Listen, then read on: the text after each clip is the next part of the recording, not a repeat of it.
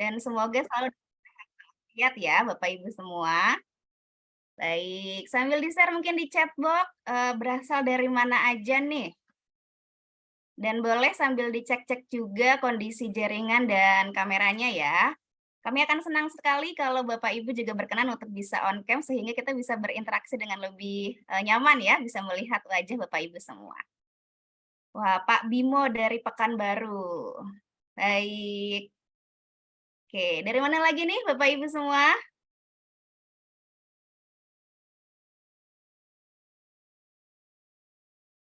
Ya,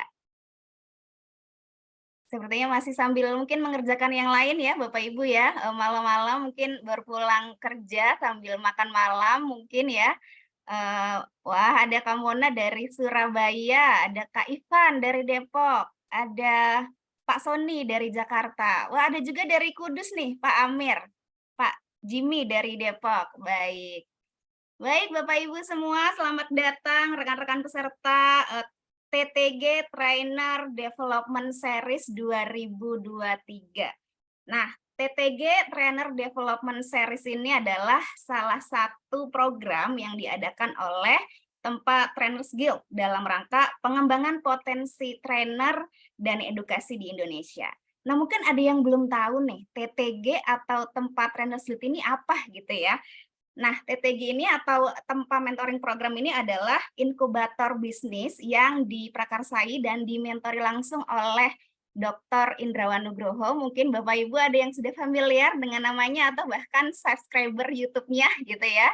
Nah, pada malam hari ini dan di seri TTG Development series ini akan menghadirkan alumni-alumni dari Tempa gitu ya, dari TTG. Nah, pada malam hari ini Bapak Ibu semua, kita akan belajar dengan tema peluang menjadi trainer yang memiliki spesialisasi. Spesial banget nih malam hari ini kita didampingi oleh seorang spesialis gitu ya. Saya dan rekan-rekan di Tempa biasa memanggil beliau dengan Miss Via. Ya, Miss Via ini adalah kalau kita background pendidikannya itu nurse ya, dari nurse perawat, kemudian beliau juga mendalami ilmu manajemen dan komunikasi. Beliau adalah founder dan lead trainer dari Indonesia Health Training Center. Beliau juga adalah seorang mentor, associate facilitator, co-creator dari Corporate Innovation Asia atau CIAS, dan juga mentor di Kampus Merdeka bersama CIAS. Saya mau langsung ajak Bapak Ibu untuk langsung berkenalan dengan beliau biar lebih akrab gitu ya, dan nanti kita akan belajar banyak dari Miss Via. Jadi yuk sama-sama kita simak materi pembelajaran dan pengalaman beliau yang sudah malang melintang di dunia pelatihan. Spesialisasinya apa? Mungkin sudah ketebak ya dari background-nya tadi. Saya langsung aja sapa. Selamat malam Miss Via. Selamat malam, Mbak Nita. Suara saya terdengar jelas? Jelas nih, Miss Via Oh, sehat? Alhamdulillah sehat. Mbak Nita semoga sehat ya. Kalau dilihat dari wajahnya kayak sehat nih ya, insya Allah. Alhamdulillah, baik. Monggo silakan Miss Via. Baik, terima kasih banyak Mbak Nita. Oke, terima kasih rekan-rekan sekalian sudah hadir ya. Sebelum kita mulai kegiatan nih pada malam hari ini, boleh dong rekan-rekan sekalian, Bapak Ibu sekalian yang hadir dalam Zoom pada malam hari ini, boleh dilihat ada Kak Bram Kota Bogor yang sudah stay depan kamera gitu ya. Siap, Assalamualaikum Miss Pia. Salam Kak Abram, luar biasa. Ini udah ganteng di depan kamera. Yang lain boleh nyapa Kak Abram juga ya. Sehat ya Kak Abram ya? Alhamdulillah Miss Pia. Alhamdulillah. Oke, baik rekan-rekan sekalian yang hadir dalam ruangan Zoom pada malam hari ini boleh diaktifkan kameranya juga ya. Karena kalau komunikasi, kalau ngobrol tuh lebih enak kalau kita saling bertatap muka ya. Seperti saya, Mbak Nita, lalu juga ada Kak Abram. Yang lain ditunggu ya, silakan rekan-rekan sekalian. Rekan-rekan sekalian, saya izin pada malam hari ini kita akan sharing aja mungkin ya, bukan penyampaian materi, lebih kepada sharing gitu Mbak Nita ya. Jadi malam hari ini kita cerita, mungkin nanti juga ada yang pengen cerita ke saya, silahkan, itu boleh banget. Baik, rekan-rekan sekalian, sambil menunggu yang lainnya akan bergabung pada malam hari ini, di dalam Zoom pada malam hari ini pula, maka saya izin membuka kegiatan pada malam hari ini. Bagi saya, mungkin juga bagi rekan-rekan yang ada di dalam Zoom pada malam hari ini. Setidaknya terdapat 3 hal yang mampu membuat hidup kita jauh lebih bahagia. Pertama, jangan terlalu memikirkan masa lalu. Kedua, jangan terlalu mengkhawatirkan masa depan. Dan yang ketiga, lakukanlah hal yang terbaik untuk hari ini. Assalamualaikum warahmatullahi wabarakatuh. Selamat malam rekan-rekan sekalian. Selamat datang saya ucapkan rekan-rekan sekalian pada acara malam hari ini gitu yang sudah dikenalkan oleh Mbak Nita tentunya. Rekan-rekan sekalian, beberapa waktu lalu saya dihubungi ya oleh salah satu konsil pengurus dari tempat Trainers Guild atau TTG gitu ya. Miss Pia boleh nggak berbagi di TTG Trainer Development Series gitu ya. Pada saat itu saya langsung ngeiyain. Karena biasanya kalau kita orang TTG gitu ya, asuhan tempa, kalau ada opportunity langsung diambil aja tanpa kita mikir nanti mau bagi apa ya gitu ya. Akhirnya saya tanya, Kak, saya bagi apa nih? Sharing apa? Lalu bilangnya bebas. Mau Miss Via apa bebas. Akhirnya saya memikirkan beberapa judul, saya sesuaikan juga dengan tujuan kegiatannya dan sebagainya. Akhirnya saya mempertimbangkan beberapa judul. Dan tentunya judul ini saya ambil berdasarkan kisah nyata alias kisah saya sendiri. Di awalnya kalau saya bilang itu awal sebelum masuk tempa gitu, sampai kemudian saya selesai program di tempa, tapi tidak selesai programnya, saya masuk di TTG, lalu kemudian saya berkembang bersama teman-teman di TTG, dan saya mendapatkan banyak insight dan value. Setelah panjang gitu. Dan akhirnya saya memutuskan satu judul. Judulnya adalah Trainer with Specialization atau peluang menjadi seorang trainer yang memiliki spesialisasi. Alhamdulillah hari ini bisa sharing dengan rekan-rekan sekalian. Semoga hari ini sharing kita bersama ini bisa memberikan manfaat, insight, value atau apapun yang bisa dipetik gitu ya untuk menjadi pembelajaran untuk kita ke depannya. Seperti itu. Rekan-rekan sekalian, kalau dengan saya itu biasanya dikenal pembawaan saya itu happy gitu ya. Dan saya inginnya yang namanya training biasanya kita itu banyak interaksi. Even hari ini bukan training, tapi inginnya banyak interaksinya gitu. Jadi meskipun rekan-rekan ada yang masih jalan pulang kerja dan sebagainya, it's okay, nggak apa-apa, dengerin aja gitu ya, kayak lagi denger radio, semoga banyak dapat insight juga. Tapi nanti kita akan senam-senam jari dikit ya, kita ramaikan kolom komentar kita. Nah tadi Mbak Nita, yang menemani saya malam hari ini ya, ini partner saya beberapa kali gitu kalau ngisi event. Terus saya perkenalkan, saya backgroundnya adalah seorang nurse. Mungkin di sini ada beberapa. Pak Kabram nurse juga bukan ya? Betul, Miss Pia. Iya benar. Kalau nggak salah waktu itu hadir juga launching secara online ya, yang terakhir Iya, ya. iya. Oke, baik. Baiklah seorang nurse, rekan-rekan sekalian, memang saya akan bagikan UI, lalu kemudian seperti yang sudah Mbak Nita sampaikan, karena saya saat itu selesai saya lulus juga saya langsung memfokuskan diri menjadi seorang trainer. Meskipun trainer di awal itu saya masih nyambi, ibaratnya masih palu gada, apa lo mau gue ada gitu bahasanya ya. Masih mencoba mencari cahaya yang benar ini jalannya kemana gitu. Akhirnya saya berpikir bahwa oke, saya sebagai trainer saya perlu banyak belajar. Saya belajar manajemen karena pada akhirnya pun saya punya lembaga training sendiri. Lalu kemudian saya belajar komunikasi. Kenapa? Karena branding saya di bidang kesehatan maupun non-kesehatan, branding saya adalah karena komunikasi. Seperti itu. Akhirnya saya belajar lebih komprehensif dan sekarang lebih ngambil S3-nya terkait manajemen trainingnya.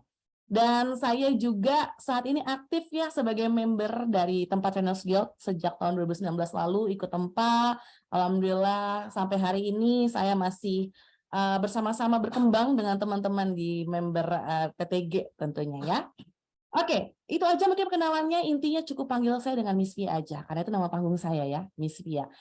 Rekan-rekan sekalian, tadi yang saya bilang, kalau misalkan kegiatan saya itu kita perlu yang namanya interaktif dan aktif, sehingga boleh kita ramaikan dalam kolom komentar. Cukup tulis setuju atau enggak setuju dengan pernyataan yang saya katakan. Oke, setuju atau tidak setuju dengan pernyataan yang saya katakan. Yang pertama, modal utama seorang trainer adalah kemampuan untuk berbicara di depan umum. Setuju atau nggak setuju sih? Boleh dong tulis dalam kolom komentar. Setuju tidak setuju bahwa modal utama seorang trainer adalah kemampuan untuk berbicara di depan umum. Kita lihat di sini, Kak Hadi setuju, Kak Iqbal setuju, Kak Bram setuju, udah panjang dengan dikapitalin semua karena dia setuju. Kak Rustan setuju, Kak Ahmad Galih setuju pakai H. Kak Adi setuju ya, biar lebih kreatif ya Kak Adi ya. Kak Amri setuju, Kak Dika setuju sekali, Kak Haryo setuju. Oke, setuju Kak Jimmy. Next, pernyataan kedua. Oh, ini anak muda nih, SE7, AFB. AFB apa tuh ya kepanjangannya? Kak Ahmad, beda nih, tidak setuju. Mari kita lihat. Selanjutnya ya, setuju atau nggak setuju? Sebagai seorang trainer, dibutuhkan kemampuan untuk mengetahui kebutuhan customer atau klien kita dan butuh untuk selalu berinovasi. Yo, silahkan. Setuju, setuju, jempol. Kasih jempol sama Kak Hadi. Banget setuju. U-nya pakai banyak di sini. Setuju lagi kata Kak Jimmy. Setuju. Kak Ahmad Gali yang ini akhirnya setuju nih. Oke, next. Pernyataan ketiga. Setuju nggak setuju bahwa melakukan pivot. Pivot itu balik lagi, mengulang lagi proses yang udah kita lakukan gitu ya. Melakukan pivot, spesialisasi training, judul training kita, setelah kita mengusahakan selama 1 tahun, tapi tidak ada hasilnya, itu wajar dan diperbolehkan. Yuk silakan, melakukan pivot judul training kita setelah berusaha selama 1 tahun, itu adalah wajar dan diperbolehkan. Yuk silakan. Oh ini ada yang dari learning and training nih, Kak Bimo nih. Oke, Kak Bimo setuju, Kak Rustan setuju, Kak Fira, wajar. Kak Hadi jempol lagi. Berarti kalau nggak setuju jempolnya ke bawah ya, Kak Hadi ya. Kak Ahmad Galih setuju. Oke. Next, pernyataan keempat. Setuju nggak setuju? Pebisnis training itu lebih menghasilkan dan bercuan daripada trainer profesional. Ayo, ini subjektif semua ya. Ini nggak ada jawaban yang pasti nih. Subjektif. Pebisnis training lebih menghasilkan dan bercuan daripada trainer profesional. Ayo, setuju? Nggak setuju? Ada yang setuju, kayaknya yang lain mungkin lagi mikir juga nih ya, setuju apa nggak setuju ya. Oke, setuju kata Kak AFB. Kita lanjut lagi ya ke nomor 5 nih. Setuju nggak setuju? Spesialisasi membuat kita itu jauh lebih dikenal dan lebih mudah direkomendasikan orang lain. Ya, jawabannya silakan. Tunggu, ini Kak Galih kenapa jawabannya setengah katanya? Kayak dia kaum tengah ya, antara setuju atau enggak setuju galau. Kak Bimo bingit. Kak Bimo setuju, Kak Hadi bingit. Sekarang setuju, bisa jadi nih, ada itu lagi di sini bisa jadinya. Setuju bingit kalau yang ini, kata Kak Jimmy. Oke, pernyataan yang terakhir kakak-kakak sekalian. Setuju nggak setuju? Kalau klien nggak jadi ngundang kita sebagai trainer, berarti mereka tuh nggak mampu bayar value kita, dan mereka tuh bukan market kita. Setuju nggak setuju? Ini subjektif banget nih. Kalau dia nggak jadi ngundang kita, ya berarti dianya aja nggak mampu bayar value kita, dan memang mereka itu bukan market kita. Silahkan, setuju atau nggak setuju? Nah, belum tentu, kata Kak Imran. Gitu sih sepertinya, kata Kak Hadi. Yang lain silakan. Tidak setuju, kata Kak Arifiana. Kak Amri bisa jadi. Ya, ini saya kasih pernyataan-pernyataan ini adalah pernyataan-pernyataan yang sifatnya sangat subjektif ya. Jadi setiap orang itu punya masing-masing pendapat dan tidak bisa menyalahkan pendapat siapapun gitu. Dan mari kita bahas lah ya terkait hal-hal ini selama beberapa menit ke depan gitu. Bersama saya tentunya ditemani oleh Mbak Nita. Dan rekan-rekan, acara hari itu kan gratis ya. Tapi saya boleh nggak sih minta investasi? Investasinya berupa apa? Investasinya berupa pertanyaan. Jadi sayang banget dong kalau kita ikut event gratis tapi nggak bertanya. Jadi boleh ya investasinya berupa pertanyaan. Terus dalam kolom komentar nanti Mbak Nita akan membantu saya untuk membacakan pertanyaan dari rekan-rekan. Seperti itu rekan-rekan sekalian. So rekan-rekan, mari kita masuk kepada sesi diskusi kita pada malam hari ini. Rekan-rekan, saya mengawali sharing malam hari ini dengan sebuah cerita gitu ya. Di sini saya tampilkan ada logo Tempa sama logo TTG yang ada di baju saya nih ya. Nah, baju yang hanya bisa didapatkan oleh orang yang sudah selesai program gitu. Jadi saya mengawali semuanya itu ketika pertama kali saya bermain event organizer. Dulu saya main event organizer tuh di Depok, di UI lebih tepatnya. Sekali event itu kita bisa ratusan bahkan ribuan peserta, bahkan bisa langsung berbarengan di 4 tempat gitu. Saya sebagai project leader di sana untuk megang gitu. Dan juga sebagai MC karena emang saya suka sekali berbicara di depan umum. Pada akhirnya lama-kelamaan saya berpikir, kok kenapa nggak saya aja yang jadi bintang utamanya? Kenapa nggak saya aja yang berdiri sana ngasih materi gitu? Dan pada akhirnya saya ingat banget pertama kali panggung saya itu masih sangat muda, bahkan belum sampai 20 tahun tuh saya udah ngajar di depan sebagai seorang trainer. Dan saya meraba-raba saat itu, saya masih muda, masih anak kecil, masih anak yang ibaratnya kalau orang lihat masih ibaratnya, kamu siapa? Masih anak kecil gitu ya, dan sebagainya. Dan pada saat itu saya berpikir gini, gimana nih pokoknya saya bisa dapat uang dari training, bisa nyambung hidup, bisa berpenghasilan sebagai konsekuensi saya nggak mikirin kerja, nggak mau kerja. Tentu saya mikirnya gitu. Lulus saya langsung berpikir, gimana caranya saya dapat uang? Gimana caranya ini bisa menjamin hidup saya sampai hari tua nanti? Akhirnya yang saya lakukan apa? Saya menjadi seorang trainer yang palu gada. Apa lo mau gue ada? Kamu Miss Via, kamu bisa ngajar bisa, ngajar ini bisa, ngajar itu bisa, akhirnya stres karena dibisain semua gitu ya. Mentalnya sih berani, cuma kok lama-lama saya stres sendiri gitu menyanggupi keinginan orang-orang. Sampai pada akhirnya waktu itu saya terlibat satu proyek di rumah sakit, lalu saya itu dari awal memang berpikir saya harus buka lembaga training, saya nggak mau sendirian. Akhirnya saya bertemu, saya nanya di grup trainer, di grup itu grupnya isinya trainer-trainer, lalu kemudian saya tanya, adakah yang biasa membawa materi terkait servis untuk kebutuhan mengisi di rumah sakit? Lalu kemudian ada beberapa nama yang hubungi saya, lalu kemudian saya tertarik dengan satu orang. Saya cari profilnya, lalu kemudian saya menetapkan seperti ini. Kelak saya mau menjadi seperti dia. Lalu kemudian ketemu saya ingat di TBC Matupang, ketemu di rumah makan Padang. Rumah makan Padang, ngobrol di sana dan sebagainya, dan akhirnya ngobrol dengan cepat tersebut untuk kolaborasi ngajar di rumah sakit. Dengan obrolan secepat itu, akhirnya saya memutuskan bahwa oke, saya daftar tempat hari ini. Dan beliau adalah sosok yang akan mengisi juga di program TTG Trainer Development Series di hari terakhir Dr. Gigi Irviantiura. Nah, itu pertama orang yang mengajak saya, bukan ngajak sih, beliau cuma jelasin aja bahwa beliau itu dari tempat, lalu kemudian ada komunitas trainer yang berkembang di dalamnya, lalu kemudian di sana itu kolom-kolomnya trainer, langsung saya berpikir kayak saya harus punya lingkungan itu. Lalu kemudian dibicarakan banyak hal, akhirnya saya daftar hari itu, dan investasinya lumayan rekan-rekan ya, tapi saya berpikirnya insya Allah kalau tujuannya belajar pasti ada jalan, daftar. Daftar cicilan pertama masih aman. Cicilan kedua udah mulai keringetan, udah mulai ngos-ngosan.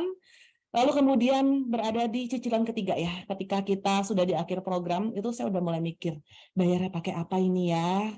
Karena kalau enggak ini sayang, udah tinggal fase terakhir. Lalu kemudian alhamdulillah yang tadi saya bilang, niat baik itu selalu ada jalan. Lalu kemudian saya ngajar training publik itu full 20 orang dan langsung saat itu juga biaya yang saya dapatkan dari training itu saya langsung bayar untuk pelunasan tempat.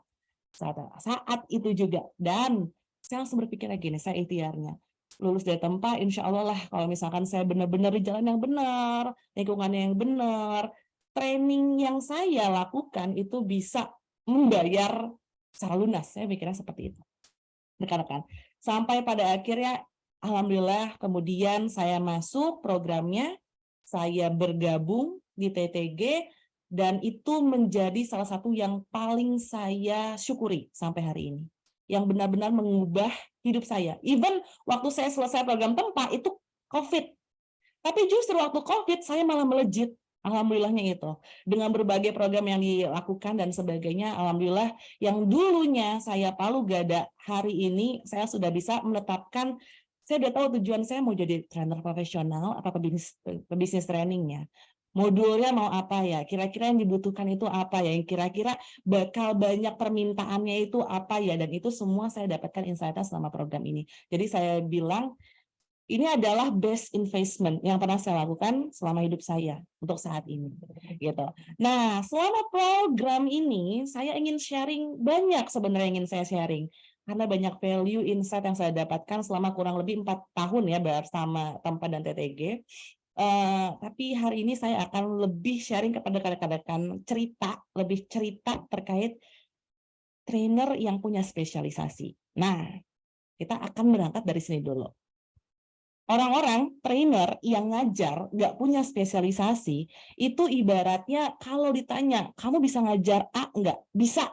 Ngajar Z bisa. Ngajar J bisa. Ngajar X bisa. Habis itu dia stres. Kenapa? Karena dia harus belajar lagi, belajar lagi, belajar lagi. Yang namanya belajar memperdalam itu nggak bisa kita belajar dalam waktu sehari, 2 hari, seminggu, sebulan, nggak bisa. Bahkan bertahun-tahun belum tentu kita bisa mendalamkan. Pada akhirnya kita stres, burn out sendiri. Dan kan banyak yang bertanya, jadi kamu itu sebenarnya ngajar apa sih? Bingung. Akhirnya market itu bingung. Kamu ini ngajar apa sih sebenarnya? Semuanya bisa, akhirnya nggak jadi top of mind kalau saya bilang. Nggak jadi top of mind maksudnya apa? Kalau misalkan ada yang nanya, butuh trainer yang ngajarin A. Oh, dia aja. Oh, dia aja. Itu top of mind namanya. Jadi kalau misalkan mendengar satu brand, langsung kebayang tuh, oh iya itu Miss Pia aja. Gitu. Sampai pada akhirnya, ketika, ya betul ada ya suara ya. Lalu pada akhirnya saya menemukan, stop, saya menolak. Saya menolak. Menolak apa? Menolak dikasih training. Menolak dikasih job. Kenapa? Saya pun menolak untuk kesehatan mental saya nggak mau stres. Terakhir kali kemarin, minggu lalu tuh ada yang minta, Miss Pia bisa nggak mengajar terkait AI di bidang malaria. Waduh, mohon maaf, saya tidak punya ahlinya. Boleh nggak saya rekomendasikan teman saya saja? Itu yang saya lakukan sekarang. Saya hanya mengatakan iya pada apa yang saya bisa dan spesialisnya saya. Kalau itu bukan spesialis saya, maka saya katakan, saya bukan ahlinya. Kalau berkenan, saya akan rekomendasikan ke teman saya. Dan itu yang biasa dilakukan di lingkungan tempat. Jadi kita lempar-lemparan aja. Ada nggak yang bisa ngajar training ini? Itu di grup, dilempar-lempar aja. Ada nggak yang bisa ngajar gini? Kualifikasinya begini-begini. Seperti itu. Hingga pada akhirnya akan terbentuk statement, kalau butuh trainer yang berkaitan di bidang Z, Miss Pia aja. Top of mind. Jadi memudahkan kita untuk direkomendasikan oleh orang lain dan memudahkan orang lain juga mengenal kita. Seperti itu.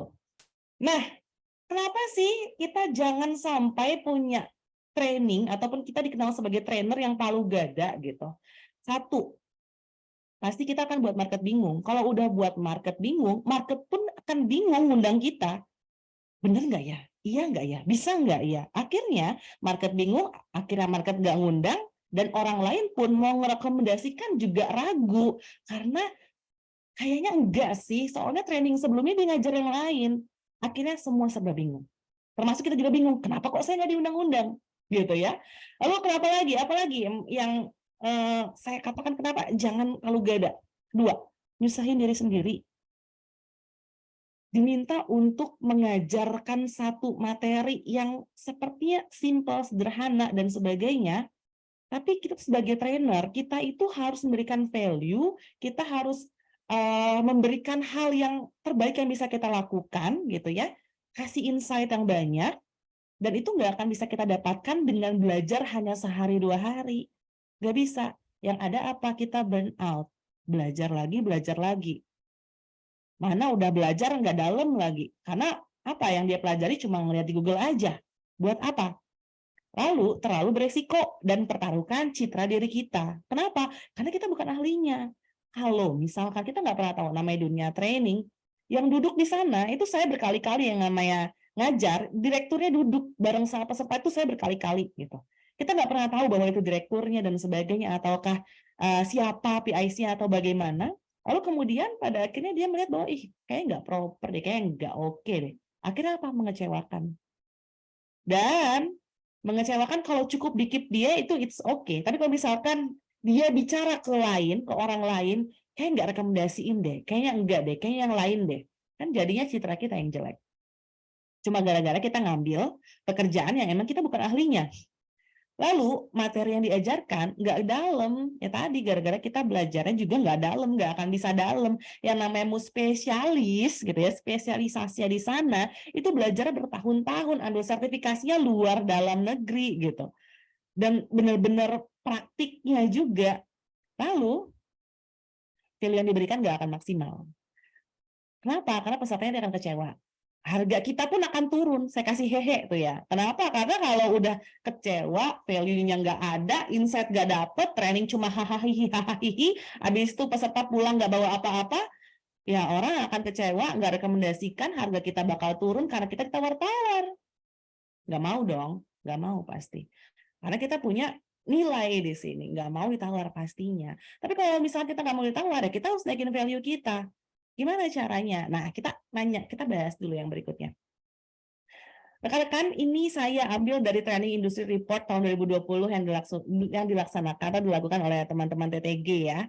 Jadi ini report yang dilakukan oleh teman-teman TTG kepada trainer-trainer di Indonesia. Reportnya tahun 2020 lalu. Kita sama-sama lihat nih. Berapa sih omset penjualan atau penghasilan Anda per tahun dari training? Ini dilakukan kepada trainer dan pebisnis training. Ya, berapa omset penjualan penghasilan Anda per tahun dari training? Yang warna merah itu di bawah 250 juta, 70%. Di bawah 250 juta. Yang ungu itu antara 250 juta hingga 1 miliar. Ini selama per tahun ya, per tahun. Lalu yang warna biru antara 1 miliar sampai 2,5 miliar, hijau 2,5 miliar sampai 10 miliar, dan yang warna kuning itu lebih dari 10 miliar. Ada 10 miliar. Seperti apa itu uangnya? Berapa itu angkanya? Ada dari training. Nah, kita akan lihat lagi lebih dalam. Mana yang lebih banyak omsetnya? Trainer profesional atau pengusaha training? Nah, ini tadi ada pernyataannya ya. Mana yang lebih banyak omsetnya? Kita lihat nih kayaknya lebih condong ke arah sini nih ya. Kita lihat trainer profesional omsetnya di bawah 250 juta itu banyak. Lalu kemudian antara 250 sampai 1 miliar lumayan, dan ada juga yang antara 1 miliar sampai 2,5 miliar. Tapi berhenti sampai di sana. Nggak ada yang di atas 2,5 M. Kita lihat di pengusaha training. Di bawah 250 pasti 250 sampai 1 miliar banyak juga. 1 miliar sampai 2,5 miliar juga masih banyak. 2,5 sampai 10 miliar masih banyak. Di atas 10 miliar ada. Jadi kalau misalkan bisa kita lihat di sini, kalau secara omset pasti banyakkan pengusaha training ya. Tapi ada bedanya. Trainer profesional penghasilan langsung masuk kantong. Pengusaha training penghasilan bagi-bagi. Banyak manajemen training ya. Nah, trainernya lah, kebutuhan-kebutuhan segala macam lah. Tapi ya intinya ini akan menjadi pilihan rekan-rekan. Karena pertama saya ikut tempa pun pertanyaan pertama oleh Mas Indra saat itu, mau jadi professional trainer atau pebisnis training? Dan itu pertanyaan yang sangat-sangat membuat saya galau berhari-hari, bahkan udah dikasih waktu seminggu untuk mikirin, saat itu pun saya masih galaunya luar biasa. Dengan banyaknya kelebihan kekurangan. Dan ini yang akan selalu ditanyakan ketika rekan-rekan kalau nanti ikut tempa itu akan ditanyakan.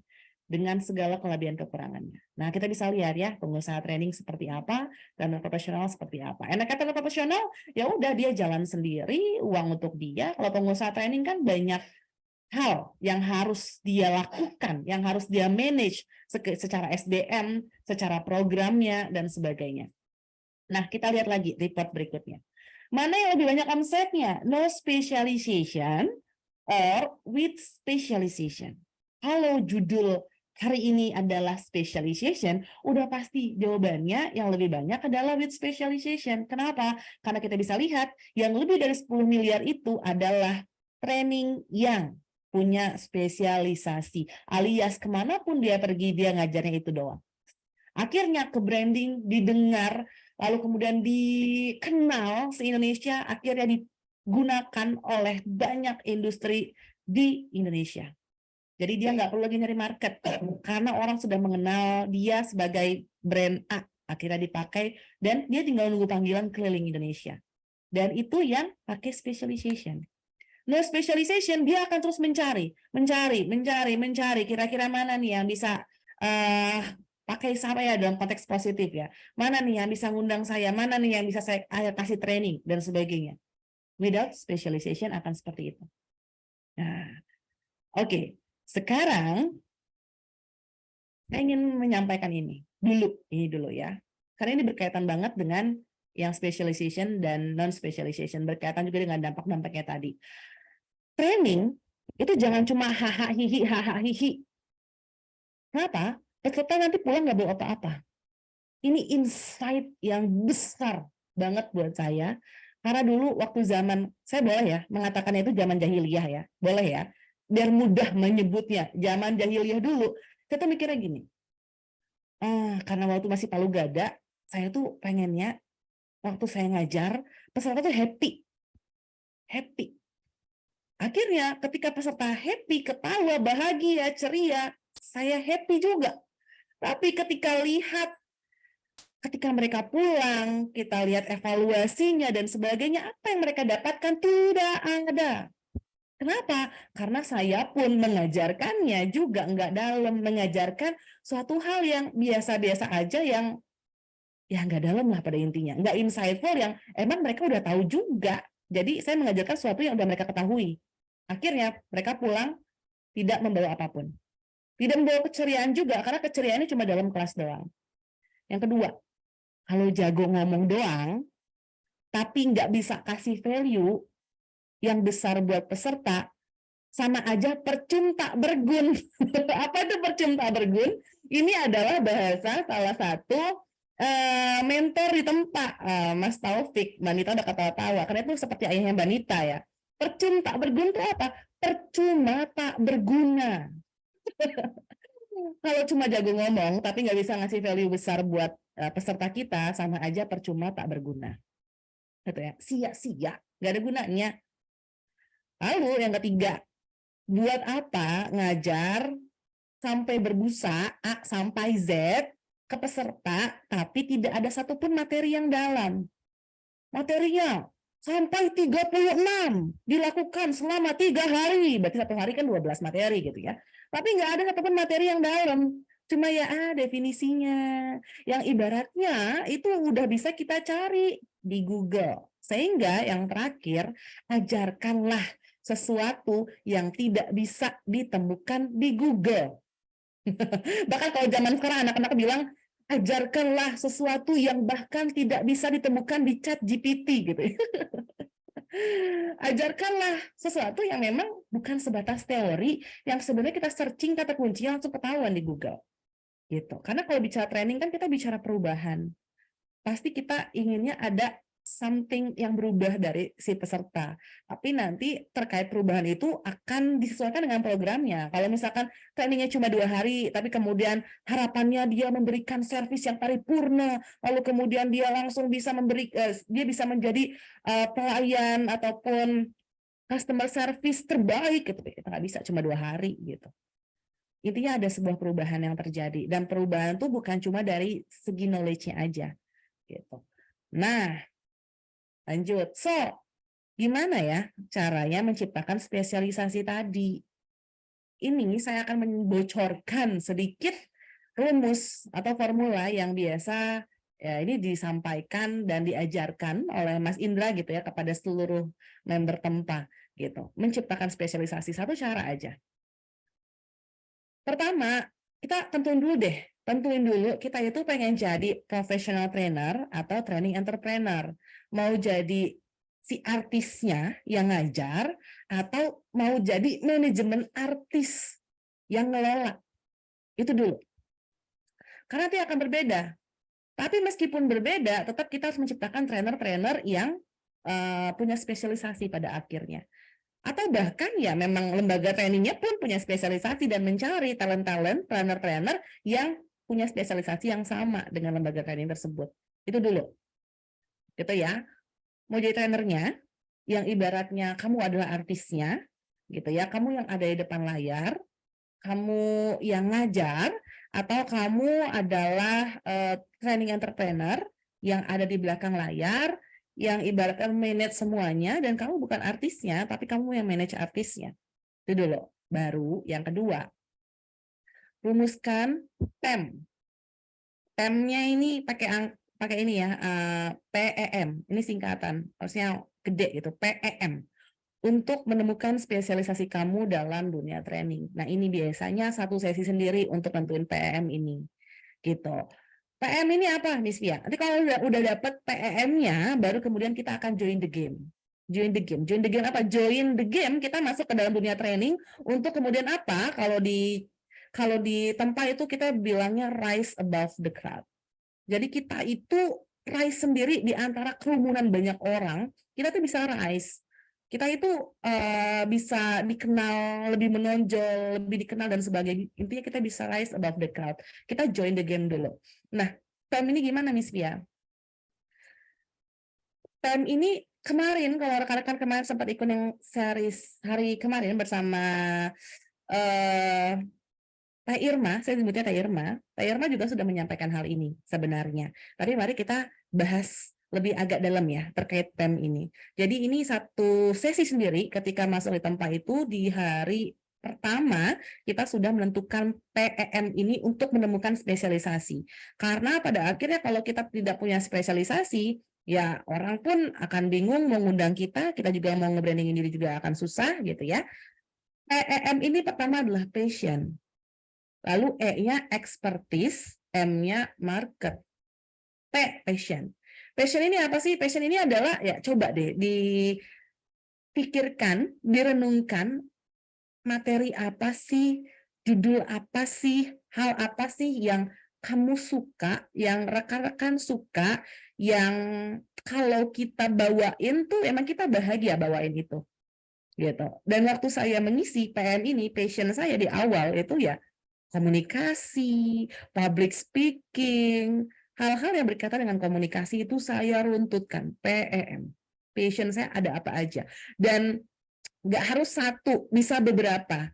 Bahkan di buku saya yang kita public speaking pun ini ngebahas terkait ini, PEM. Kita lihat dulu passionnya. Oke, waktu itu saya menurunkan public speaking, komunikasi, service excellent, lalu kemudian branding, turunin terus, turunin, lihat. Lalu kemudian kalau sudah dapet, tapi jangan banyak-banyak ya, nanti akan terlalu bingung. Kalau saya tuh biasanya maksimal 5 aja, tulis. Lalu kemudian apa? Diruntutkan alias diprioritaskan. Mana yang benar-benar paling passion sampai yang kurang passion.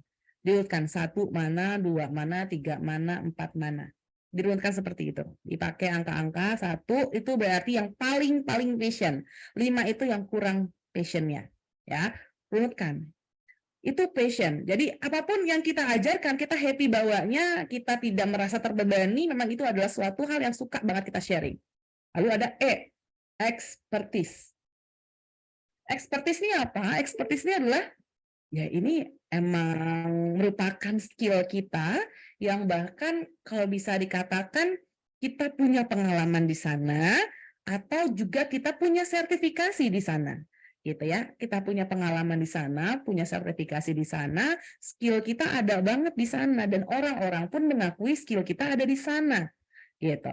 Nah, apa yang kita lakukan? Yang kita lakukan adalah sama, runutkan lagi skill-skill kita tadi. Oke, skill saya itu begini. Saya punya pengalaman sebagai edukator kesehatan. Waktu itu saya tulis ya, sebagai edukator kesehatan itu seperti ini. Lalu kemudian saya punya pengalaman untuk konsultan sebagai ya, konsultan servis di rumah sakit itu selama ini. Lalu kemudian sertifikasi saya itu di Kemenkes nih seperti ini. Sertifikasi saya di luar tuh seperti ini. Ada sertifikasi luar negeri juga saya tuliskan. Lalu kemudian yang dilakukan sama, runtutkan lagi atau prioritasin lagi yang memang itu skillnya yang paling keren banget menurut teman-teman. Yang emang itu skillnya teman-teman banget gitu. Itu adalah expertise-nya teman-teman banget. Runtutkan. Dari 1 yang paling expertnya di bidang itu, nomor 1 yang paling tinggi, sampai yang 5 itu yang paling rendah. Ya, tulisin expert. Kalau misalkan teman-teman mau sambil ngerjain sekarang pun itu juga boleh. Diruntutkan 1 sampai 5, angka 1 sampai 5 untuk expert kita. Lalu kemudian market. Nah, kalau market nggak bisa banyak-banyak. Nggak bisa banyak-banyak. Kalau market itu justru saya milihnya cuma 1. Market. Kira-kira teman-teman, rekan-rekan mau menargetkan marketnya siapa? Kalau di tempat itu biasa dibagi menjadi 2 dulu. Bagi jadi 2 dulu. Pertama, public, kita mau jual training kita secara public atau corporate gitu ya, masuk ke industri atau kita public. Nanti kalau misalkan mau jual ke public, publiknya ini kemana? Ke ibu-ibu, ke UMKM, ke startup, kemana? Kalau mau masuk ke corporate, corporate-nya kemana? Levelnya apa? Misalkan saya gitu ya, ngambil terkait public speaking gitu. Saya ambil public speaking, lalu kemudian pengennya di corporate, berarti saya mengambilnya industri atau institusi. Ngambil di rumah sakit. Rumah sakit pun itu masih terlalu besar, harus lebih spesifik kemana, levelnya apa, jabatannya apa. Oke, edukator. Masih kegedean, oke, PKRS-nya gitu. Kita menyasar sespesifik itu. Sespesifik itu. Even nanti pada akhirnya bukan cuma PKRS yang gunain kita, PKRS itu adalah promosi kesehatan rumah sakit gitu ya, orang-orang yang ada di rumah sakit yang mempromosikan rumah sakitnya, sering banget Pak edukator, waktu saya mengisinya seperti itu. Pada akhirnya nggak cuma PKRS tadi yang ngundang kita, tapi satu rumah sakit ngundang kita. Karena emang apa? Karena materinya itu masuk ke seluruh orang yang ada di rumah sakit tersebut, gitu. Tapi pada intinya, kalau passion expertise itu bisa dipilih sampai 5, kalau market tentuin 1 aja. Dan itu pun harus difikirkan sedemikian rupa secara matang, ini saya mau kemana.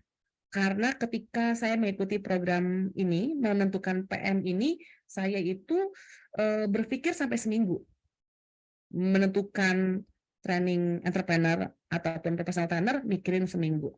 Lalu kemudian passion expertise itu saya bisa mikir dengan cepat. Tapi untuk market itu saya sampai harus research.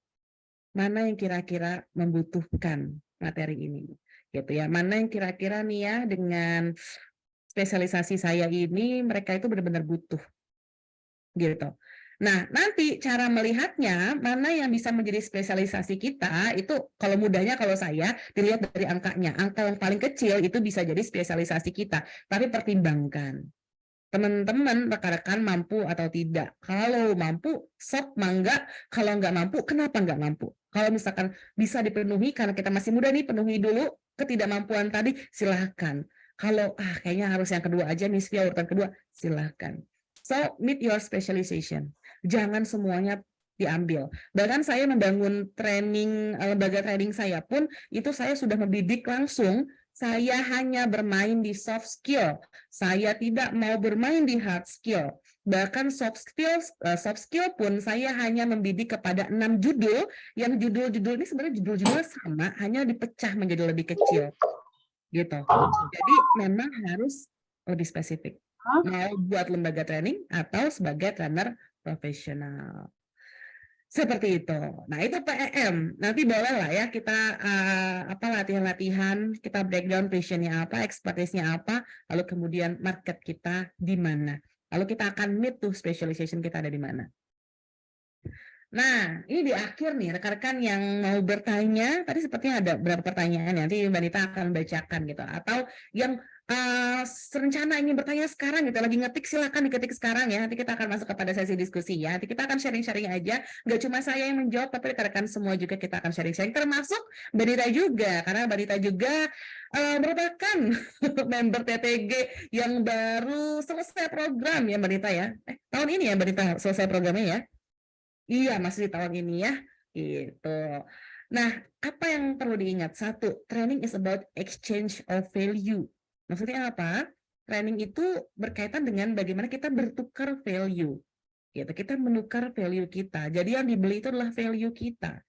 Ya, bukan hanya knowledge, karena knowledge pada akhirnya saat ini ditemukan banyak gitu. Ada ChatGPT bahkan yang saat ini ada gitu. Jadi training is about exchange our value. Lalu yang berikutnya adalah training begins with customer and end with customer. Jadi training itu akan dimulai dari customer dan akan berakhir ke customer juga.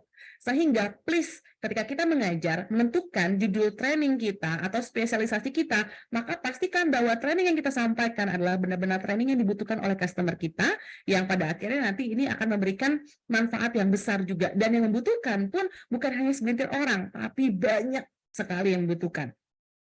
Nah, kalau saya pribadi, saya menargetkan rumah sakit.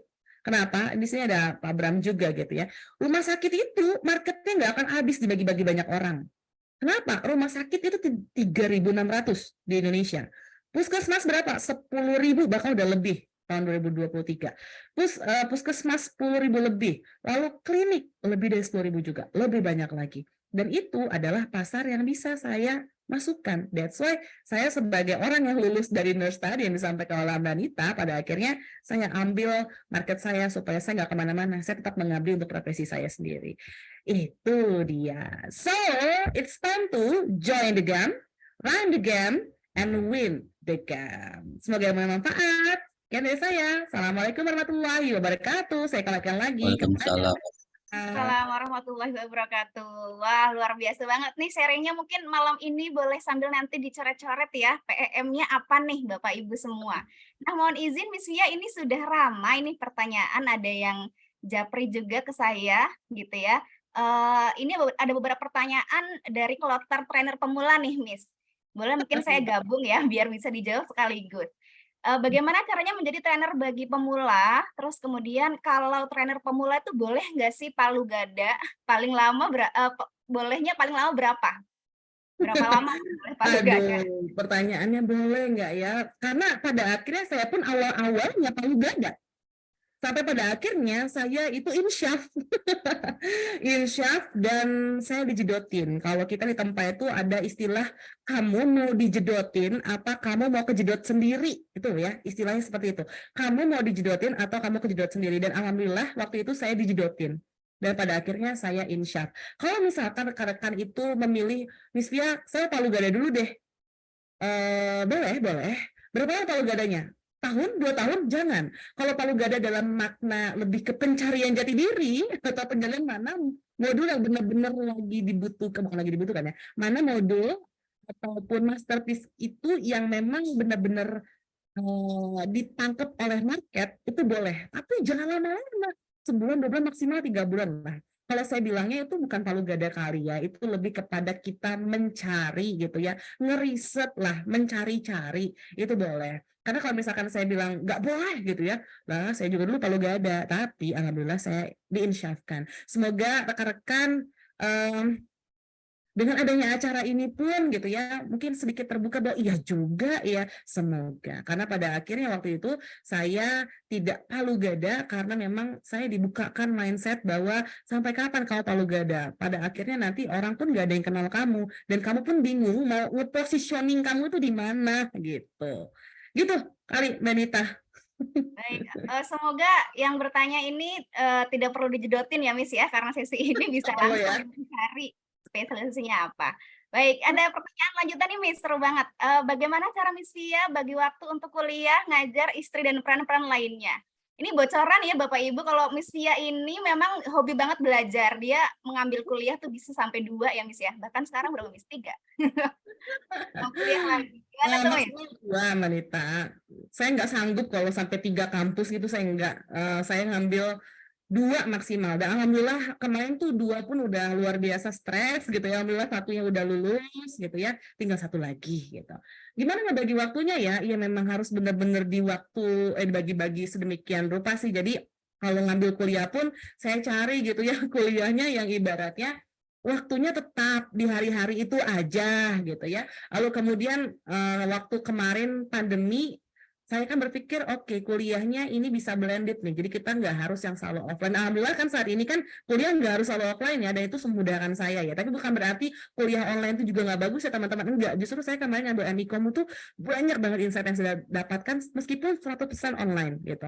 Jadi saya benar-benar bagi waktu, saya ambil kuliah yang memang waktunya sudah bisa dipastikan waktunya segini. Lalu kalau misalkan saya itu diajarin sama Cias juga ya, kita biasa pakai Google Calendar ya, itu Google Calendar is my life banget gitu Pak. Jadi udah setiap hari itu plot per plotnya udah tahu mau ngapain. Jadi kalau misalkan ada training dan sebagainya pun akan dibagi-bagi. Kalau misalkan saya nggak bisa gitu ya, karena ada lembaga training, berarti bukan saya yang turun, ada trainer yang lainnya. Kalau peran sebagai istri, alhamdulillah sih yang support saya totalitas itu suami saya. Jadi suami saya alhamdulillah tidak berkeberatan. Itu salah satu keuntungan saya mungkin ya. Karena justru beliaulah yang mendaftarkan saya kuliah di mana-mana. Bukan saya yang daftar, tapi beliau yang hanya daftarin lalu kemudian saya menjalankan gitu ya. Lalu kemudian kalau training juga alhamdulillah saya bisa bagi-bagi waktu. Kalaupun nggak saya, biasanya saya rekomendasikan orang lain. Seperti itu sih kalau bagi waktunya memang benar-benar sedemikian rupa diplot-plotkan. Dan saya biasa pakai Google Calendar ya. Ini mungkin masih jadul. Kalau teman-teman rekan-rekan yang lain punya aplikasi lain yang lebih keren, boleh dipakai. Kalau saya cukup pakai Google Calendar. Itu bisa kelihatan plotnya selama seminggu depan, sebulan ke depan, ini gimana jadwalnya. Dan saya pastikan juga waktu untuk keluarga itu nggak boleh. kurang. Gitu. Kalau udah ada yang rengek-rengek ya, minta waktu untuk keluarganya, berarti memang harus dipenuhi itu nomor 1 tetap. Seperti Wah, itu, Masya Allah. Mbak Nita. Google Calendar adalah kunci ya, Miss ya? Apa? Baik. Nah lanjut nih Miss, di market profesi trainer dan training bisnis itu kan sudah sangat saturated ya. Mhm. Gimana ya caranya agar kita bisa punya uniqueness dan bisa jadi top of mind? Oke, ini kalau bicara terkait uniqueness ini, aduh, ini program dia 3 bulan ya Mbak Nita ya, menemukan Betul. uniqueness. Aduh, gimana ya cara menjawabnya, ini luar biasa. Bahkan uniqueness itu ya dari awal kita hadir di program saat itu, kita nemuin PEM pun kita berusaha untuk mencari uniqueness kita. Jadi uniqueness kita itu bukan hanya dari pribadi kita, ya, bukan hanya dari programnya kita, bukan hanya dari training kita. Jadi dari segala aspek yang kita bawakan selama kita menjadi seorang trainer, selama kita ngasih training, itu bisa menjadi poin uniqueness kita, gitu. Tapi harapannya uniqueness-nya itu yang benar-benar bervalue, bukan uniknya karena wah suara dia seperti Nobita, bukan kayak gitu ya. Kecuali storyteller, karena teman kita kan ada ya storytelling designer, dan itu uniqueness wajib karena dia storytelling designer. Jadi uniqueness beliau adalah bisa memiliki warna suara yang banyak gitu. Nah, uniqueness kita itu nanti kita cari mulai dari ya tadi. Kalau saya gini, rekan-rekan, contohnya gini aja deh. Kalau saya itu lembaga training saya itu lahir sebenarnya udah lahir sejak sebelum tanpa, tapi kemudian diperbaiki dan diperbaiki. Salah satu uniqueness-nya apa? Lembaga training saya itu adalah lembaga training yang dikhususkan hanya spesialis soft skill untuk orang kesehatan, yang kemudian orang-orang yang mengajarnya pun murni 100% orang kesehatan yang punya pengalaman di sana. Lalu kemudian untuk TMA-nya, ya nanti orang-orang training kan juga udah paham ya. TMA itu kita sampai TMA itu 3 level mulai dari TNI pesertanya sampai kemudian ke direkturnya, dan pasti banyak lagi. Uniqueness-nya tuh banyak, mulai dari trainernya, programnya, lembaganya, konten-konten, judul, dan sebagainya. Tapi kalau misalkan mau lebih dalam membahas terkait uniqueness dan sebagainya, sepertinya belum bisa malam ini karena itu 3 bulan. Bahkan waktu kita mendesain materi training itu kan 1,5 bulan sendiri ya Mbak Nita ya. 1,5 bulan, dan itu banyak bersemedinya karena kita nyari uniqueness dan sebagainya. Nanti kalau misalkan Mbak Nita juga mau sharing juga boleh nih, karena Mbak Nita benar-benar fresh from the oven, baru selesai program kemarin gitu. Nah, yuk Mbak Nita juga punya modul yang sangat unik, yang sangat spesial, yang saat ini saya hanya bisa temukan di Mbak Nita doang gitu. Nanti Mbak Nita mau share-share. Kalau ini kita langsung share dari Mbak Nita langsung yang emang membuatnya ya, modul Mbak Nita. Uniqueness-nya Mbak Nita itu kemarin, kita sayang sama Mbak Nita juga ya. Uniqueness-nya Mbak Nita kemarin bisa menemukan modul itu gimana Mbak Nita? Silahkan. Wah, itu melalui 2 kali pivot sih, Miss. Jadi kalau Miss Via bilang 3 bulan, bisa jadi lebih ya gitu untuk sampai menemukan uniqueness. Tapi saya berangkat dari keresahan saya sih sebenarnya, keresahan, terkait kalau misalnya banyak orang yang mengalami hal yang sama dengan saya dan tidak mendapatkan support bantuan itu, kira-kira bakal gimana ya? Jadi berangkat dari keresahan itu, Miss, sebenarnya. Itu saya pivot dan akhirnya menemukan uniqueness di modul itu 2 minggu sebelum kita, ini ya, launching ya. Betul lagi di Palembang ya. Ada mentor saya nih, termasuk Miss Via kan mentor saya juga ya, ada mentor saya Pak Ading nih. Wah, Masya Allah. Mbak Begitu. Nita boleh tahu nggak judul modulnya? Waduh. Judulnya adalah, Comeback Terepik 5 Langkah, Bangkit dan Melejit Setelah Perceraian. Itu, Miss Via dan rekan-rekan. Di mana lagi coba mencari dan menemukan modul seperti itu? Padahal keresahan itu dialami oleh banyak orang di Mbak Nita ya. Banyak orang yang punya keresahan sama dengan modul yang Mbak Nita sampaikan, tapi masalahnya tidak banyak tempat untuk sharing, tidak banyak tempat untuk healing kalau saya bilang. Dan materi Mbak Nita itu kalau misalkan saya katakan itu healing, dan ketika Mbak Nita menyampaikan materi tersebut itu air mata saya menetes begitu derasnya gitu ya. Karena apa, banyak banget value yang saya dapatkan. Dan untuk mendapatkan judul tadi ya, comeback terepik, itu kan dari judulnya aja itu udah menarik banget gitu. Itu perjalanannya panjang sekali gitu Mbak Nita ya. Mbak Nita juga sekalian sharing. Baik, ya jadi Mas Rifki ini tidak sendiri ya, karena saya juga masih dalam perjalanan itu kok, mencari uniqueness secara terus-menerus, beriterasi secara terus-menerus gitu ya, sampai jadi top of mind di market, gitu. Semangat Mas Rifki. Oke, kita lanjut ya, Semangat. Miss, ya. Oke, ini terkait branding nih, Miss. Branding yang tepat untuk spesialisasi training kita gimana ya? Oke, kalau bicara terkait branding ya, pertama kita harus tentuin dulu yang tadi. Tadi saya habis contohin tuh. Kalau branding saya itu kan lembaga training. Kalau saya tuh bahkan ngeklaimnya gini, lembaga training pertama dan satu-satunya spesialis soft skill kesehatan di Indonesia. Nah, itu branding saya tuh. Lembaga training pertama dan satu-satunya untuk soft skill kesehatan yang ada di Indonesia. Yang memang di dalamnya itu dari orang kesehatan untuk orang kesehatan juga. Gitu. Nah, kalau untuk branding ini nanti kita akan temukan dulu. Mungkin rekan-rekan tahu ya, Mas Dodi Zulkifli, ya kan ya? Mas Dodi Zulkifli itu ya pakar salah satu ya positioning, branding dan sebagainya. Dan ini pun nanti akan diajarkan juga sih. Tapi kalau untuk menemukan branding, balik lagi kita harus menentukan dulu gitu. Nanti rekan-rekan ini kalau untuk menentukan branding, rekan-rekan akan tentukan dulu ini tergantung ya, apakah training bisnis training atau professional trainer ya. Kalau bisnis training nanti akan ditentukan brandingnya berdasarkan produknya rekan-rekan gitu. Produknya apa, spesialisasinya di mana, lalu kemudian tentukan satu branding yang memang itu unik, yang memang itu belum ada sebelumnya dan memang itu punya value yang besar. Kalau misalkan itu rekan-rekan adalah seorang trainer profesional, ya branding rekan-rekan ya tergantung ya. Kalau branding itu bisa jadi branding nama kita ya. Bahkan waktu nanti kita launching pun nanti kita akan diminta nama branding. Branding kita itu apa? Apakah sebagai trainer, mentor, tadi yang disampaikan oleh Danita, itu Pak Ading. Pak Ading itu salah satu mentor di Tempa, dan itu brandingnya adalah Childhood Optimizer. Ya, Mbak Nita ya, Pak Ading juga ya, iya ya, betul ya. Childhood Optimizer, dan itu juga menemukan branding itu pun butuh dengan perenungan. Kenapa Childhood Optimizer? Karena disesuaikan dengan modulnya Pak Ading itu sendiri, dan juga branding ini bisa ditemukan oleh kita ya ketika kita sudah menentukan materinya apa, lalu kemudian kita ingin dikenal sebagai apa. Seperti itu. Baik. Nah, ini nampaknya sudah mulai banyak yang tertarik nih sama Tempa ya, sampai ada yang Ada nanya yang nanya investasi di tempat. investasinya. Ada juga yang japri ke saya nih, Miss. Berapa nih Mbak Nita investasinya? Nanti bisa diinfo oleh Mbak Novi ya. Nanti kita share nomornya, dan kita juga ada fasilitas coaching klinik ya. Jadi buat Bapak Ibu, Mas dan Mbak yang kepo pengen tahu asbabun nuzulnya Tempa mungkin ya, sama seluk-beluknya Tempa seperti apa.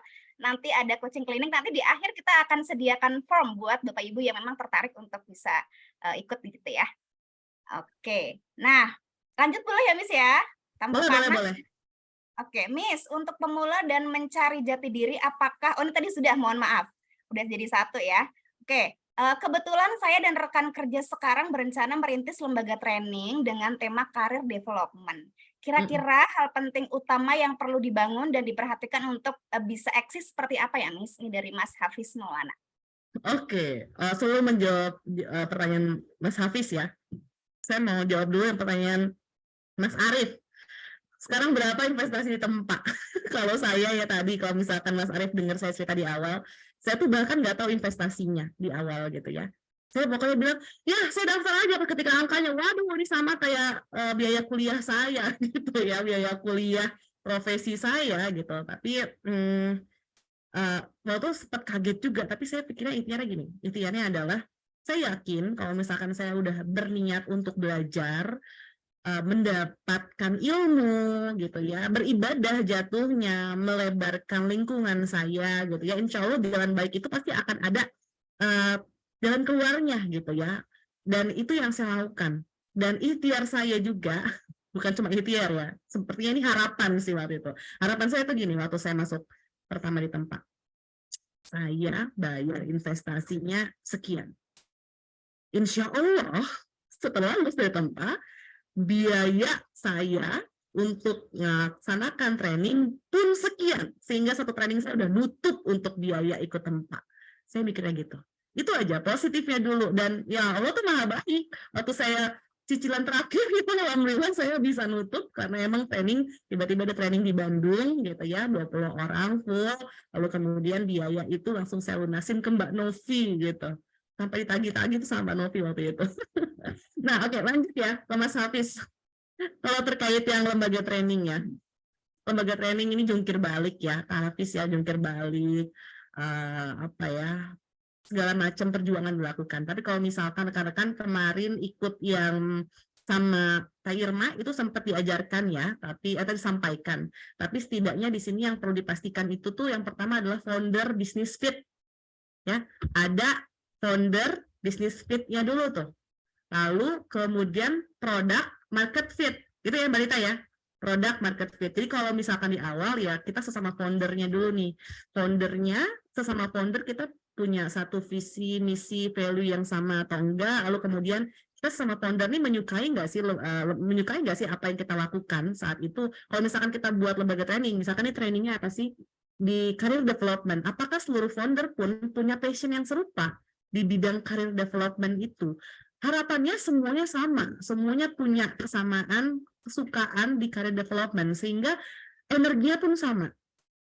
Energinya pun sama. Pada akhirnya ketika jalan pun energinya sama, nggak ada yang tiba-tiba melempem karena itu kan bukan passion saya. Jadi kalau udah jalanin bisnis bareng-bareng, jangan sampai tengah-tengah bilang itu bukan passion saya nggak suka, harusnya yang ini. Jangan, kalau udah tengah-tengah jangan seperti itu. Jadi ada founder, bisnis fitnya. Antara si founder sama si bisnisnya itu harus nge-fit dulu gitu. Jadi emang yang harus dibenahi awal adalah orang-orangnya dulu yang ngebangun bersama-sama. Lalu kemudian ada product market fit-nya. Kalau product market fit ya kita bicarakan dari awal tadi, itu namanya product market fit. Antara produk yang kita sajikan, yang kita ciptakan, kalau kita bilang itu adalah masterpiece, itu adalah produk yang benar-benar dibutuhkan oleh market, sehingga namanya product market fit. Gimana caranya kita tahu bahwa itu dibutuhkan oleh market? Sering-sering ngobrol, lihat baca-baca riset, wawancara customer kita itu. Saya dulu waktu buat modul itu pun saya nelponin teman-teman saya pastikan bahwa ini memang saya bukan pastikan ya, saya ingin memastikan atau saya ingin mencari tahu apa sih sebenarnya keresahan mereka, kalau Mbak Rita bilang seperti itu.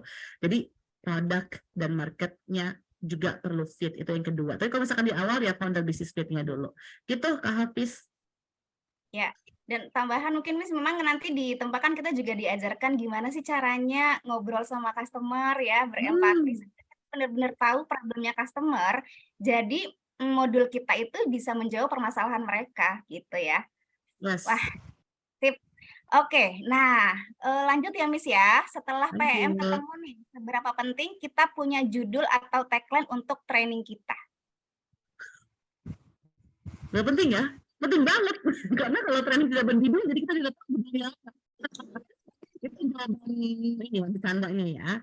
Kalau udah pengen ketemu, seberapa penting kita punya judul dan tagline untuk training kita. Itu penting banget sih, Kak Hadi ya, Kak Hadi Wijaya. Itu penting banget, karena pada akhirnya itu akan berkaitan dengan branding kita juga. Gimana caranya kita bisa dikenal, kalau misalnya kita nggak punya judul training kita, dan buatlah judul training itu semenarik mungkin. Gitu. Bahkan tadi kan Mbak Dita bilang, comeback terepik. Gitu. Comeback terepik itu kan, epic banget nih judulnya. Gitu. Dan itu bakal jadi top of mind mereka, karena ini unik, mudah diingat, lalu kemudian apa ya, menarik gitu. Sehingga kita menentukan judul training pun itu banyak pertimbangannya.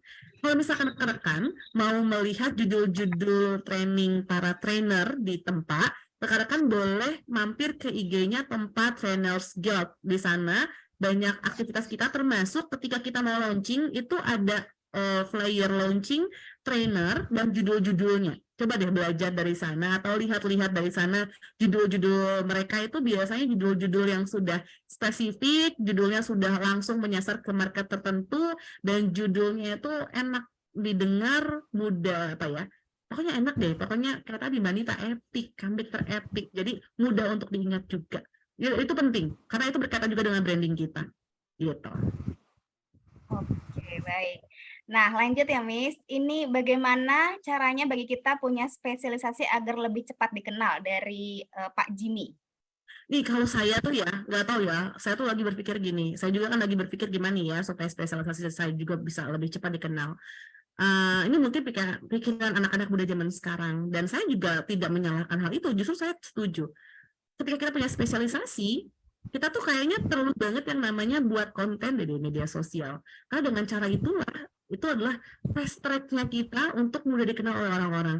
Kalau misalkan rekan-rekan mengenal Dr. Indrawan Nugroho, Dr. Indrawan Nugroho juga kan terkenal di masa pandemi ketika mengisi atau buat YouTube kan, sebagai YouTubers itu dikenal banget tuh pada akhirnya. Lalu kemudian rekan-rekan mengenal Deddy Zulkifli, dan itu di YouTube beliau mainnya bukan di video ya, tapi lebih di Reels atau apa tuh namanya Benita, di video pendeknya YouTube itu banyak tuh dikenal lewat sana. Sehingga kalau saya bisa kasih saran, saya bingung ya ngasih saran atau bukan, karena saya pun sedang melakukan itu juga, dan berusaha untuk bisa konsisten juga supaya spesialisasi kita dikenal. Kita bisa menempuh jalan media sosial itu, kita buat kontennya juga konten-konten yang punya value, lalu juga uniqueness cara kita membawakan juga ya harus berbeda. Dengan cara itu kayaknya kita bisa lebih cepat dikenal oleh orang-orang deh. Jadi saya tuh kemarin tuh sempat berpikir ya, karena suami gitu mikir, gimana ya caranya Bun kalau misalkan kamu bisa lebih dikenal banyak orang gitu kan, dengan keahlian seperti ini tuh gini, seperti kamu harus lebih banyak dikenal supaya banyak orang ibaratnya pakai kamu dalam konteks positif gitu kan. Saya mikirnya, oh iya, sekarang itu justru banyak orang yang dikenal dulu, baru kemudian mereka menemukan spesialisasinya. Saya pengennya spesialisasi saya udah ada, lalu kemudian saya berusaha untuk dikenal orang dengan tadi buat konten media sosial. Mungkin itu sih kalau dari saya, Kak Jimmy. Kalau dari Banita ada tambahan juga boleh, monggo. Atau dari yang lain boleh, monggo, silahkan. Baik, nanti Bapak Ibu juga boleh share mungkin ya, kalau ada punya pengalaman tertentu boleh share di chat box Zoom. Oke, lanjut nih. Ini ada pertanyaan dari Pak Bambang, kayaknya ini senasib sama saya ya waktu awal-awal ikut program. Bagaimana menentukan passion kita jika sekarang masih generalis? Bagaimana cara menentukan passion kita jika sekarang masih generalis? Gimana ya? Kalau saya itu, kalau bicara terkait passion, saya tuh ada beberapa indikator ya yang mengatakan bahwa itu yang bisa saya tentukan bahwa ini tuh passion saya ketika saya mengalami indikator ini dan ini gitu. Kalau saya dulu menemukan passion itu sebenarnya bukannya saya juga nggak sengaja sebenarnya. Dulu tuh saya nggak sengaja. Jadi mencoba banyak hal baru deh. Itu tips yang pertama. Saya coba banyak hal baru dulu. Saya mencoba banyak hal yang baru gitu ya. Lalu kemudian saya bilang saya tidak menemukan passion saya, tapi saya tidak sengaja menemukan. Ketika waktu SMA itu saya dipaksa ikut menjadi seorang penyiar radio gitu. Padahal saya tuh orang introvertnya luar biasa, dipaksa untuk jadi penyiar radio, dipaksa sama temen. Lalu teman saya nggak terima, malah saya yang keterima. Akhirnya terpaksa saya kerja sebagai penyiar radio waktu SMA. Lalu kemudian saya menyadari bahwa saya suka ya ngomong di depan, saya suka ya ngobrol sama banyak orang, tapi sukanya tuh ngobrol nggak bertatap langsung. Lalu kemudian saya latih dan kemudian saya menyadari itu passion saya ketika saya sudah beranjak ke kuliah gitu ya. Saya itu dikasih julukan sama dekan UI itu FIKUI sebagai MC abadi waktu itu. Akhirnya itu jadi ke-framing di kepala saya, MC abadi. Emang sejago apa sih saya bicara waktu itu ya. Lalu kemudian saya ngasih edukasi dan sebagainya. Sampai pada akhirnya saya menyadari itu adalah passion saya ketika saya dulu waktu saya sharing, ngajar waktu masih mahasiswa, atau mungkin waktu saya MC, itu kalau saya lagi bicara di depan tuh saya lupa waktu. Lupa waktu apa maksudnya? Lupa waktu untuk makan, lupa waktu segala hal aktivitas itu saya lupa. Gitu. Itu satu. Lalu yang kedua, ketika saya lakukan hal tersebut, gitu ya, saya itu ikhlas, nggak dibayar tuh saya happy, gitu. Nah, tapi tolong ya kalau ada calon klien di sini bukan berarti saya kalau diundang itu nggak dibayar. Nggak bercanda ya. Bercanda. Itu ketika saya bicara di depan gitu ya, diundang, ngajar dan sebagainya itu, saya itu dari pagi sampai maghrib itu saya nggak dibayar, saya itu cuma dikasih nasi kotak gitu ya, nasi kotak itu saya udah happy banget. Terus, itu indikator kedua. Lalu indikator ketiga, ketika saya melakukan itu, saya ngelakuin hal yang saya sukain tadi, passion saya tadi, itu saya nggak habis-habis energinya. Gitu. Dan keempat, saya tertarik banget untuk mempelajarinya. Itu sih, kalau misalkan masih generalis, mungkin yang pertama banget harus dilakukan adalah mencari mencoba banyak hal dulu sampai nanti kita akan menemukan dengan beberapa indikator tadi ya. Kalau tadi itu empat-empatnya saya rasakan sehingga saya udah yakin ini passion saya. Ditambah saya ngobrol sama orang terdekat saya deep talk lah ya, kita ngobrol brainstorming.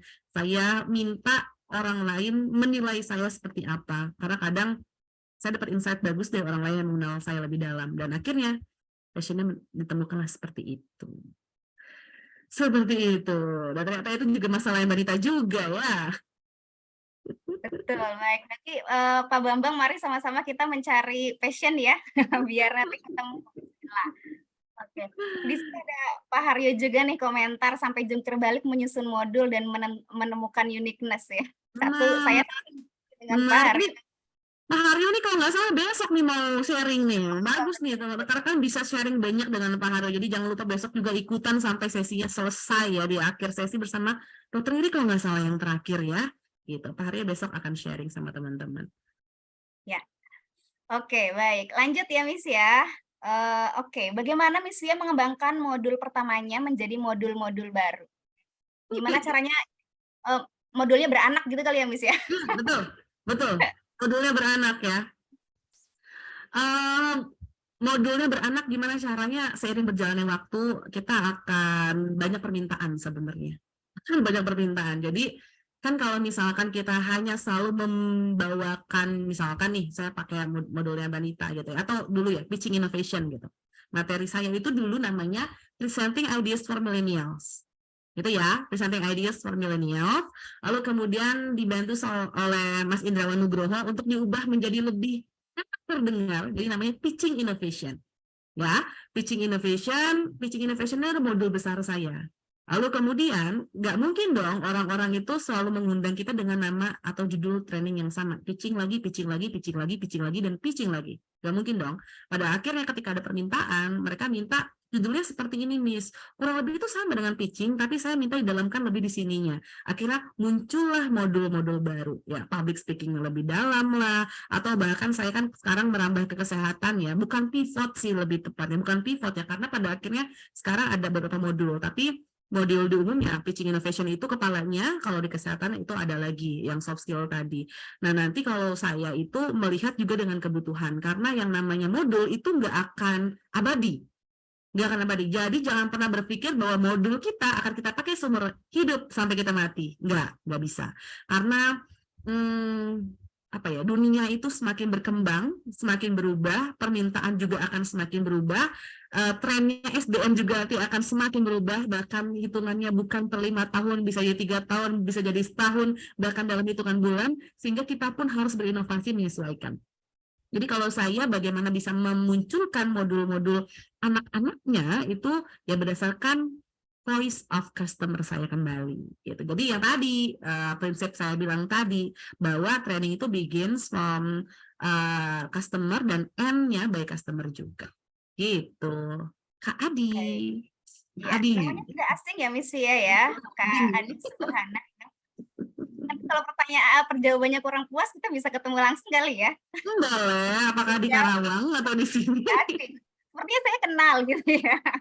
Ini teman angkatan Anda ya, Mbak Nita. Betul sekali. Jadi memang kami ini yang baru fresh graduate masih dalam proses ya Miss ya, terus menemukan produk market fit-nya. Semangat untuk interaksi gitu ya. Join the game, run the game, and win the game. Wah, semoga kita menang bersama-sama. Merdeka! Nah, ini bahkan sudah ada yang tertarik buat gabung tempat nih, insight-nya dari Miss Via membantu gitu ya. Wah, nanti kita tunggu ya nih dari Kak Hafiz nih. Miss Via nanti juga kan sebagai mentor ya, ada Pak Ading juga di sini. Siap menerima dengan senang hati Kak Hafiz, kita tunggu ya. Batch 11 ya berarti ya Miss ya. Siap, nanti kita ketemu. Nanti kalau udah ketemu kita akan berteman seumur hidup ya Kak Hafiz ya. Akan berpartner seumur hidup. Iya. Oke. Nah, ini tadi ada komentar nih terkait dengan konten. Sudah mulai buat konten tapi kurang naik sepertinya. Gimana nih, Miss? Terus semangat. Ya, mengumpulkan like, komen, dan share gitu ya, Miss ya. Share. Oke, baik. Kita lanjut nih, masih ada pertanyaan dari Pak Hadi Wijaya. Saya punya buku dengan judul Inspirasi Pinter Banker Menjadi Master. Wah, menarik nih judulnya. Ini fokusnya untuk mendorong bankers pemula dan senior yang ingin meningkatkan kemampuan komunikasinya agar menjadi master. Kira-kira cocok jadi judul training nggak ya? Gimana tuh, Miss? Ini saya berasa lagi ini ya, mentoring sama menti ya, jadi harus mikir. Aduh, ya kalau sekilas melihat namanya, maksudnya menarik ya, inspirasi pintar banker menjadi master. Itu kayaknya enak ya ngedengerinnya, tapi mungkin harus didefinisikan lebih dalam ya. Maksudnya inspirasi pintar banker menjadi master itu yang seperti apa sih? Meskipun di sini udah dijelasin nih. Untuk mendorong bankers pemula dan senior yang ingin meningkatkan kemampuan komunikasinya agar menjadi master. Kalau misalkan saya lihat di sini kan ada kata kunci meningkatkan kemampuan komunikasi, ya kan? Kalau saya ngelihat ini sekilas ya, karena ini dengan waktu cepat aja. Kalau saya lihat di sini ada kata kunci adalah meningkatkan kemampuan komunikasi, tapi di judulnya adalah inspirasi pintar banker menjadi master. Kata komunikasinya belum ada atau belum tergambar. Tapi kalau misalkan ada judul lalu kemudian ada apa tuh namanya ya? Anak dari judulnya seperti ini ya sebenarnya oke-oke aja. Tapi kalau misalkan mau cek-cek seperti ini kita bisa ngobrol lah, Kak Hadi boleh lah ngobrol nanti seperti ini. Ini tuh udah dari buku menjadi training gitu ya. Tapi kalau di tempat, wah kita itu nggak boleh membawa bekal apapun. Otak kita harus benar-benar nol. Jadi kita tidak boleh memaksakan dengan apa yang sudah ada dalam diri kita. Justru kita datang itu dalam kondisi suci, bersih, dan tidak punya apa-apa. Gitu ya Kak Hadi ya. Iya, kalau kita di tempat tuh spiritnya kan menjawab, membantu, mensolusikan, menyelesaikan problemnya customer. Jadi kalau ternyata kita udah punya modul dan ternyata tidak menjawab problemnya customer, maka harus legowo kita rombak lagi modulnya gitu ya, Miss ya? Betul. Saya itu, Kak Kanita boleh ya saya sharing dikit. Karena kan saya pertama masuk tempat itu saya udah jadi trainer sebenarnya, tapi trainernya trainer Palu Gada gitu ya. Saya dulu udah jadi trainer Palu Gada, lalu kemudian saya masuk tempat. Lalu kemudian saya datang ke sana itu dengan satu tujuan. Saya ingin mengembangkan modul public speaking saya gitu ya. Lalu kemudian ketika proses pembelajaran semua itu mentok di kepala saya. Kenapa? Karena saya sudah menaruh di kepala saya bahwa modul yang harus saya kembangkan adalah modul public speaking. Bahwa caranya pokoknya public speaking ini jadi gitu ya. Dan itulah yang membuat saya pada akhirnya mentok, tidak bisa berkembang, tidak bisa maju, dan pada akhirnya stuck. Dan akhirnya apa? Saya dimaki-maki sama mentor saya. Ada mentornya namanya Ikaca. Saya dimaki-maki, dimarah-marahin. Waduh, udah mentornya macam-macam. Tapi waktu itu saya sama Kaca, dimaki-maki segala macam. Dan itu saya bisa dibilang itu saya benar-benar dijedotin. Saya dibilang nggak diterima. Ini belum terima. Kamu begini bagus apa enggak gitu. Pada akhirnya saya menyadari saat itu bahwa apapun tujuan yang di dalam kepala kita itu sebenarnya harus dibuang, dan semua skill apapun yang kita miliki saat itu bukanlah suatu hal yang harus kita bawa saat itu di program tempat. Jadi kita datang itu benar-benar kosong, intinya kita hadir di sana untuk memberikan solusi kepada customer yang kita pilih. Jadi jangan berpikir bahwa saya datang untuk perbaiki modul saya. No, justru kita akan menciptakan dari nol masterpiece kita. Gitu, Kanita. Oke, baik. Menarik. Baik, kita lanjut ya, Miss. Masih ada nih pertanyaan, dan ini tadi karena Miss Via ngomongin harga gitu ya, ada yang nanya tentang harga nih, Miss. Miss, sudah lumayan banyak yang menawarkan untuk saya jadi pembicara di event seminar, tapi harganya selalu saja rendah banget, seolah-olah mereka itu tidak menghargai ilmu yang akan diberikan. Apakah cuek saja menolak dengan halus sembari menyampaikan harganya agar sesuai, atau gimana baiknya? Pertanyaannya gini Kak Jini. Mereka udah pernah melihat kita atau belum? Gitu. Kadang-kadang tuh gitu ya, sama kayak bisnis kuliner. Jadi kok bisnis kulinernya nggak laku ya? Padahal makanannya enak loh. Kok nggak laku ya? Padahal dia enak loh. Dia lebih enak daripada yang sebelah sana. Tapi kenapa yang sebelah sana lebih rame gitu? Sama dengan dunia training. Jadi kalau saya diajarkan juga di tempat, saya itu sharing baru selling. Kalau itu bahasanya Kang Dewa ya. sharing-sharing baru selling. Jadi gimana nih caranya agar beliau itu bisa lihat dulu kualitas kita gitu ya, apakah diundang di acara kita yang secara gratis, apalagi zaman sekarang kan kita setelah pandemi kita ketemu sama Zoom secara online gratis, nggak perlu keluar modal untuk tempat makan dan sebagainya. Ajak beliau ikut di acara kita, perlihatkan kualitas kita, perlihatkan value kita, sampai pada akhirnya dia sadar bahwa oh iya emang dia ini punya kualitas, sehingga pada akhirnya dia nggak ada lagi nolak kita. Biasanya kayak gitu tuh kalau saya ada training gitu ya.